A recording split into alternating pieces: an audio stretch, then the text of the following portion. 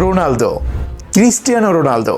এই মানুষটাকে চেনে না এরকম মানুষ খুঁজে পাওয়া দুষ্কর, যার নাম শুনতেই লাখো লাখো ভক্তের কথা চোখে ভেসে ওঠে, যেখানে রয়েছে লক্ষ কোটি তরুণ এবং তরুণী।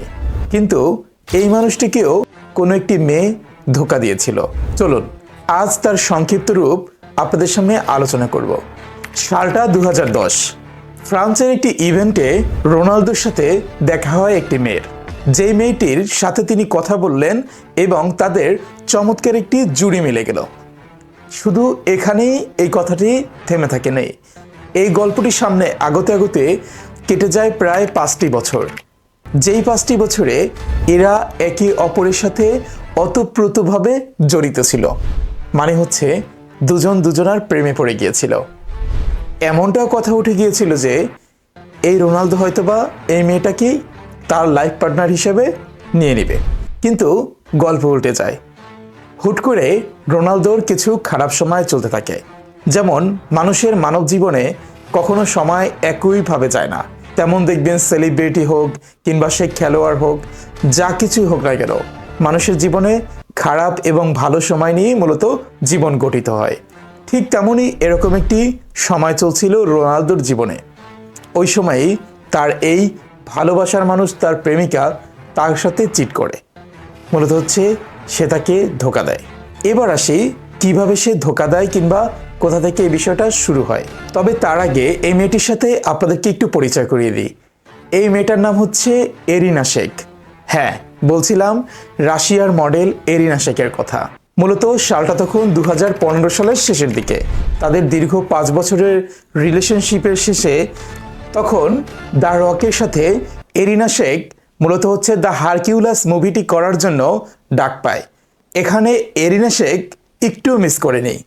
সে দ্রুত রকের সাথে সিনেমা করার জন্য প্রস্তুত হয়ে গেলেন এবং এরপরে মূলত হচ্ছে তার শুটিং টাইমগুলো চলতে থাকে। আর এদিকে রোনালদো তাকে তার সময় অনুযায়ী পাচ্ছিল না, কিংবা তার পাশেও পাচ্ছিল না। বলতে পারেন রোনালদোর ওই সময়টাতে একটু কিছুটা ফ্যামিলি প্রবলেম কিংবা আদার্স সাইড থেকে একটু খারাপ সময় চলছিল। কিন্তু তখনই দেখা যায় তার গার্লফ্রেন্ড তাকে ইগনোর করছে।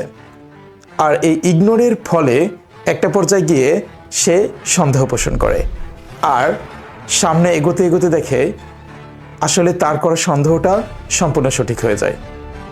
জি, এরিনা শেখের সাথে রকের সাথে কিছু একটা তখন চলছিল। তারা দুজন খুবই ঘনিষ্ঠ কিছু মুহূর্ত কাটাচ্ছিল। যখন রোনালদো জানতে পারে তার প্রেমিকা রগের সাথে বেশ সময় কাটাচ্ছে, সে শুধুমাত্র এমনি সময় কাটাচ্ছে বিষয়টা এমন না, সে কিন্তু শুটিংয়ের বাইরেও গিয়েও সময় কাটাতো আর রোনালদোকে ইগনোর করছিল। এই বিষয়টা জানতে পেরে 2015 সালের শেষের দিকেই রোনালদো এসে তার প্রেমিকার সাথে ব্রেকআপ করে দেয়। আর এই কারণেই মূলত হচ্ছে ক্রিস্টিয়ানো রোনালদো কোনো মডেল কিংবা কোনো তারকা মেয়েদেরকে পছন্দ করেন না।